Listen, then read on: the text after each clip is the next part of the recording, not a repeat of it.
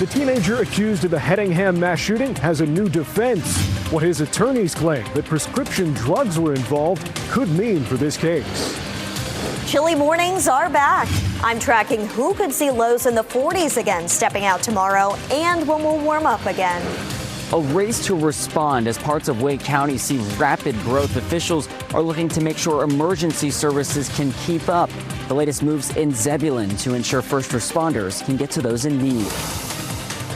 And we get started with this breaking news tonight in this Raleigh mass shooting case. It took place 3 years ago. Thanks for joining us here at 7. I'm Dan Haggerty. 5 people you'll remember died in that shooting in the Hedingham neighborhood in 2022. And now attorneys for the teenage suspect, Austin Thompson, are blaming medication, saying prescription drugs, quote, diminished his capacity. WRAL's Eric Miller got a hold of the motion filed in court today. Give us an idea of what this motion means for the case going forward, Eric. Well, Dan, Thompson's defense is essentially making 2 different arguments here, but they boil down to the same thing. The idea that his actions were impacted, his mental state changed by some kind of prescription drug. Now, based on what's in these documents, we don't know what exactly this drug was, but it does appear to have been a prescription drug that was prescribed by a doctor and was being taken as prescribed, not a recreational drug. Now, Eric, obviously we can't see the future here or know how this will play out, but when you talk to some of the people involved in this case, is this the type of thing that could lead to Thompson being found not guilty? Well, Dan, it doesn't seem to be. We took this question to Durham defense attorney Daniel Meyer, who's not involved in this case. He says even under a best case scenario, this is something that would be extremely hard to prove. The defense is going to need to bring in outside experts. They might have some physical evidence they can lean on here, but those experts could get cross-examined by the prosecution likely to bring in their own experts here. Instead, Meyer says this is much more likely to have an impact on Thompson's sentencing if he's found guilty. Take a listen. He was obviously a minor at the time, so his 2 possible sentences are either life without parole or life with the possibility of parole after 25 years. That's if it's first-degree murder. Second degree would be less than 25 years. So one of the import of this is to try to knock it out of first-degree murder, so life without parole is no longer an option.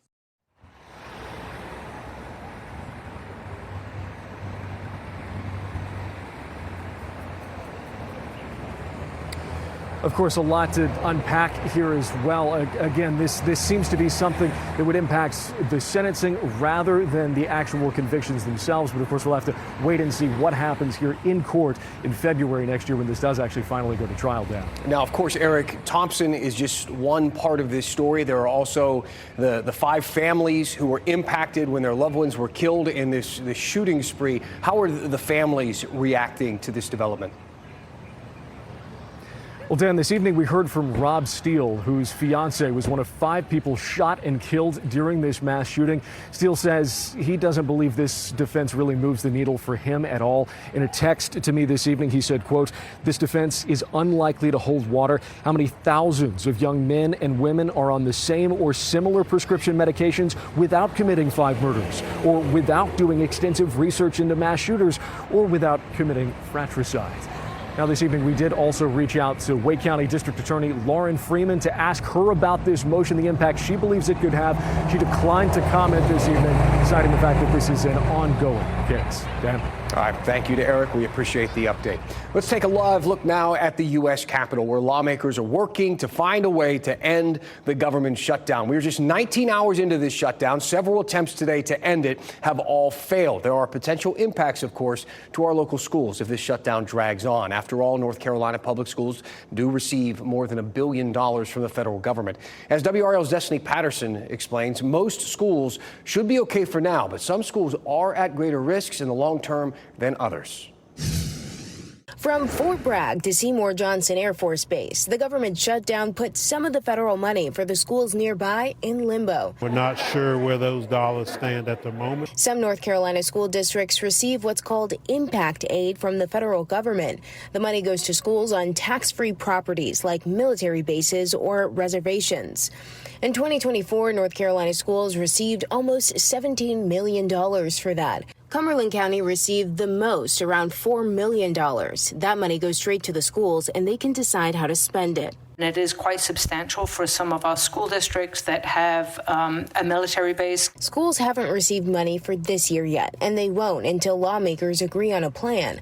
Now, we reached out to Cumberland County schools, and they tell us that they don't expect to see impacts to impact aid at this point, but they are keeping an eye on school meals. The district goes on to say, quote, due to the current federal government shutdown, the primary area of Cumberland County schools affected at this time is child nutrition services. The district doesn't expect any meal interruptions at this point. That's because the USDA says free and reduced price meals will still be reimbursed for now. State Superintendent Mo Green says that money keeps the impact minimal. We, at this point, are allowed to continue to feed our students, and then we fully expect, at least for the short term, to be reimbursed for those meals that are provided. But depending on how long the government is shut down, that money could run out. While education leaders talk about the impacts, there isn't much they can do but wait. Destiny Patterson, WRAL News.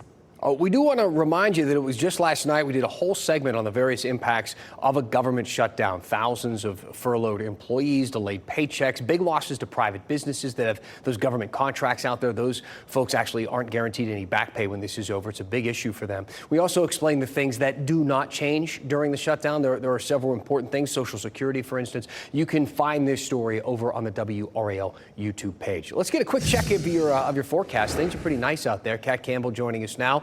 It feels like fall, cooled down a lot, and I think it's going to stay like that for a little bit. Yes, it will, and you're really going to notice it out there tonight. Our northeast wind ramping up tonight as a front drops in from the northeast. We call this a backdoor cold front. So by the time you wake up tomorrow morning, it's sweater weather again. 53 for the low. Make sure you layer up as you head out the door. 48 degrees, the low in Roxborough tomorrow morning. 51 in Durham, 52 Rocky Mount, 54 in Fayetteville, and 52 in Southern Pines. Believe it or not, it's going to be even cooler on Friday morning. 46 is as low as temperatures will go. That'll be in Roxborough, 50 in Durham, 52 Raleigh, 51 for Southern Pines and Rocky Mount. We'll be off to a cool start over the next couple of mornings. During the afternoons, just 70s for highs. I'll have a closer look at the October temperature outlook as a whole, though, coming up. That's good. So it has been a super busy news day for you. We want to get you caught up here at 7 o'clock. These are the 5 things you should know right now. So today, investigators identified the 3 people killed in that mass shooting in Southport. Joy Rogers had recently moved to the area from California. Solomon Banjo was a man from Charlottesville, Virginia, and Michael Durbin was from Galena, Ohio. 5 other people were hurt in that shooting. As for the suspect, prosecutors say they're not ruling out the death penalty. The Wake Forest man accused of murdering his girlfriend told a judge today, quote, I was forced to do it. Harrison Jose Urena Morales is accused, I should say, of shooting Josefina Tavares. Police found her yesterday in a neighborhood right near Mill Dam Road. She later died at the hospital. NC State is suing Monsanto over toxic chemicals found in Poe Hall. Monsanto had provided materials like caulk and insulation. NC State says Monsanto marketed these materials as non-toxic, but the building has been closed for almost 2 years now after inspectors found high levels of PCBs. The school wants Monsanto to pay to remediate that building as well as cover the cost of any personal injury claims that may come up. Students and faculty at UNC are standing in solidarity with a suspended professor. Sky 5 over the demonstrations today. Dwayne Dixon was put on leave by the university as it investigates claims he advocated for political violence. The professor was a member of the now defunct far-left group called Redneck Revolt. Dixon remains on leave until this investigation is complete. The attorneys challenging North Carolina's state Senate map are not done yet. The lawsuit claimed that the district you see shaded in green on the right there was racially gerrymandered. This week, a federal judge disagreed, ruling that the map was okay. Well, now we have learned that that ruling will, in fact, be appealed. We'll be watching and let you know what happens. Well, here at 7 o'clock, we like to talk about how fast our area is growing, so it's time for another developing story. And tonight, we're talking about Zebulon. New things pop up in this Wake County town all of the time. This town has this useful tool that you can use to keep track of it all. Go ahead and check it out. This is their interactive development map. It's on the Town of Zebulon's website. Those different colored boxes there represent different projects around town. Like I said, they're busy. Some are finished, some are underway, still are kind of in that planning phase, still still waiting to get started. They include apartment complexes, car washes, fast food joints, hardware stores, so much more. And it makes sense why they're building so much stuff there. Earlier this year, the U.S. Census Bureau found that Zebulon was one of the top 100 fastest growing municipalities in the nation. And that is a pretty big deal when you consider the fact that there are more than 35,000 municipalities being considered for that list in the U.S. To support that growth, to support the new restaurants and shops and homes, well, you need the basics: streets, sewers, power lines, police and firefighters. Well, Wake County is investing in some of those basics to make sure that Zebulon can continue to grow and do so safely. As WRAL's Flynn Snyder reports, millions of dollars will go toward expanding fire and EMS. Construction started almost as fast as firefighters could flip the dirt. Speed is the promise with Zebulon's new fire station, better response times and better service. And this facility is so strategically located so we can serve a large number of our population and get there in time to make a difference. The crucial site across from City Hall met with a $17 million price tag. The bulk of that will be paid for by a $7.5 million federal grant. County-run EMS services will also be housed here, meaning Wake County will foot some of the bill. It's common in many areas of the county, but for Zebulon, we have not co-located fire and EMS together before. Housing municipal fire crews and county EMS together is nothing new. It's done in about 4 other areas across Wake County. Commissioners are hoping to replicate the model here in Zebulon, saying it can be a better funding source and lead to faster response times amid a population boom. But Wake County, we are growing right now at 66 people per day. The sooner you can get to the individual, it's an opportunity for us to save lives. Zebulon's population grew more than 11% from 2023 to 2024, according to state data. We're growing at an extremely fast rate, and for us, that's not something that we're used to. But one key part of growing is making sure our fire and emergency services and police grow with the community. Similar services are set to expand in Northwest Wake County when crews begin working on the Sandy Plains Fire and EMS station later this year. Zebulon's new station is set to be complete by early 2027. Flynn Snyder, WRAL News, Zebulon. Thank you, Flynn. So President Trump just announced a new way for people on Medicaid to save big on prescription drugs. He's calling it Trump RX. What are the details here, and how much could people actually save? And why is Pfizer getting on board? Ashley Rose here next to explain, right after the break.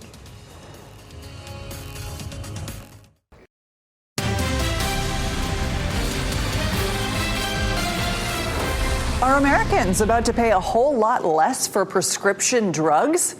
A lot has happened in the past few months, and it all culminated in a big announcement yesterday at the White House. President Trump, alongside the CEO of Pfizer, announcing that the drug maker will drop its prices for Medicaid patients and guarantee that pricing on newly launched drugs. They also agreed to participate in a direct-to-consumer purchasing platform. It would be called TrumpRx.com. Kind of reminds me of those GoodRx cards that you see at local pharmacists to find discounted drugs. This is sort of like that, except for now, Pfizer is the only drug maker on board. You buy the drugs straight from Pfizer, no middleman. And the savings are pretty significant. Take a look at this. Duave, a treatment for menopause symptoms, typically $251 on average, would cost $30. Eucrisa, an ointment used to treat eczema, costs around $900 on average. It would drop to $162. Toviaz, a medication for overactive bladder, usually costs around $400. It would drop to $42. Some of those original prices vary depending on whether or not you have insurance and what kind of insurance plan you have. But for folks on Medicaid, those are some huge savings. Why would Pfizer do this? How did we get to this point? Well, a few things.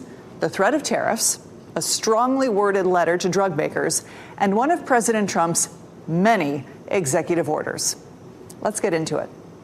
Order up! Executive Order 14297 came out in May.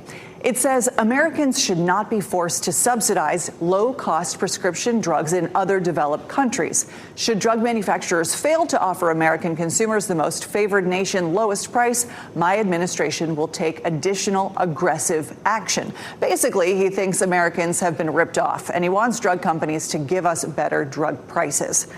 But he didn't stop there. In July, he sent a strongly worded letter to 17 of the big drug makers, making a few key demands. Drop their rates for Medicaid patients, guarantee those low prices for newly launched drugs, find more savings for American patients, and participate in direct-to-consumer distribution models. He wrote, "If you refuse to step up, we will deploy every tool in our arsenal to protect American families." Not long after the executive order and the letter, we got to see exactly what he meant by aggressive action and tools in our arsenal. In July, President Trump threatened 200% tariffs on drug makers. In August, the threat went up to 250%. And last week, he announced a 100% tariff, applying to branded prescription drugs made outside of the United States. There are exceptions for companies who invest in manufacturing facilities in the U.S. And since January, 14 drug makers have announced billions of dollars in new facilities or expanded operations on American soil, including Novo Nordisk, which is expanding right here in the Triangle. Pfizer is the first company we know of to stem the threat with lower drug prices, making good on Trump's demands in his July letter. And you know, getting access to cheaper drugs is an important issue to Americans. It was a big win for former President Joe Biden when he announced a $35 insulin cap and Medicare drug price negotiations. A poll from the Kaiser Family Foundation last year found 82% of people think the cost of prescription drugs is unreasonable. 73% think there isn't enough government regulation to limit those prices. And a study from the Pharmaceutical Reform Alliance found 96% of people agree that prescription medications should be provided at a low cost to Americans. And it's not like Pfizer is a martyr here. The company's stock jumped 7% after yesterday's announcement, and is on the rise again today. So, will this start a snowball effect with other companies following Pfizer's lead? And will this actually lead to large-scale price drops on prescription drugs for everyone, not just people on Medicaid? We'll have to wait and see. If the polling tells us anything, we will all be watching. You said it, Ashley. Thank you. We got Kat Campbell now keeping an eye on temperatures in the 50s. We're starting off chilly. I'm excited for this. Tonight, it's actually going to cool off again. It'll feel like fall. Now that it's October, we get the fall feel back. 52 tonight, even cooler Friday morning, though. 52 Friday morning, 53 tonight, I should say. Saturday, we're at 55 for the low, starting out cool for the next 3 mornings. That crisp air is here. The air is drier. Dew points are in the 50s. It'll be a beautiful start. But you will want to layer up a bit in the morning, especially if you get chilly easily. By 9 a.m., we're nearing 60 degrees again. Let's talk about October now. The normal high to start the month, 78 with a normal low of 57. By the end of October, our normal high, 68. But get this, our normal low, 44 by the end of the month of October. Average rainfall over 3 inches. I do want to mention October is one of those months here in central North Carolina where we can see some pretty dramatic cold fronts move through the area. So these are an average of a lot of those ups and downs that we see between cold fronts throughout the month. This year in October, the official rainfall outlook really not swaying either way for us here in North Carolina. The mountains may be slightly below normal. We're a little closer to the below normal rainfall, but it could end up near normal for rainfall for us. Above normal temperatures are in the forecast, and even higher confidence in above normal temperatures for the Midwest and the central part of the U.S. Let's take a live look outside at the sunset tonight.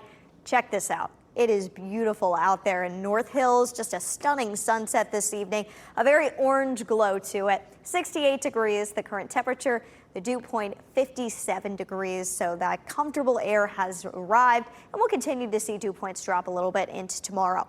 At the playground in the morning, it's partly cloudy, 54 degrees, but by midday, lunchtime, it'll be 68 with some more clouds rolling in. Late morning through the early afternoon, 71 degrees 2 and 4 o'clock. We only reach the low 70s tomorrow. Football Friday looks great. Temperatures are going to be in the 60s out on the bleachers. Not too chilly on the bleachers this week, but you're not going to be dealing with rain chances, and it really is going to be perfect football weather.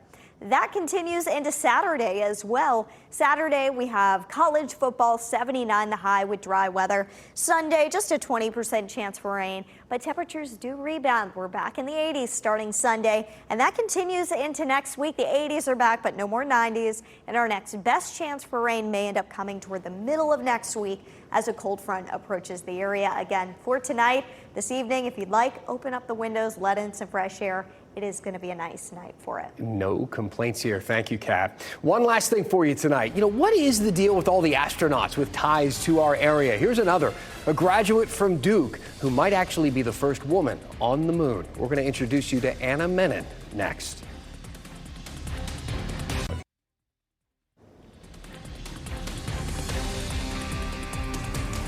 One last thing to tell you about tonight. A Duke grad could be the first woman to set foot on the moon. Anna Menon was one of 10 new astronaut candidates announced by NASA. More than 8,000 people applied for this, and she got the job. The finalists could be selected for a handful of missions, including NASA's next trip back to the moon. Menon graduated from Duke in 2010. She's actually been to space before. Imagine that. Here she is last year aboard the SpaceX mission Polaris Dawn. She was up there with the crew there working on new space technologies. I do have to say, and we highlight people from this area with these ties, and this is really something. We have a lot of impressive people who come through the triangle here. Menon is actually one of 3 people who came through our area that became an astronaut, and they're all women. Menon is a Duke grad. Zena Cardman, who is in space right now as we speak, went to UNC, and Christina Cook went to NC State. Very impressive. Thanks for making WRAL your choice for local news. Our next newscast is at 10 o'clock on Fox 50 and at 11 here on WRAL. Have a good night. Keep watching WRAL News over the air channel 34 and Spectrum channel 1257.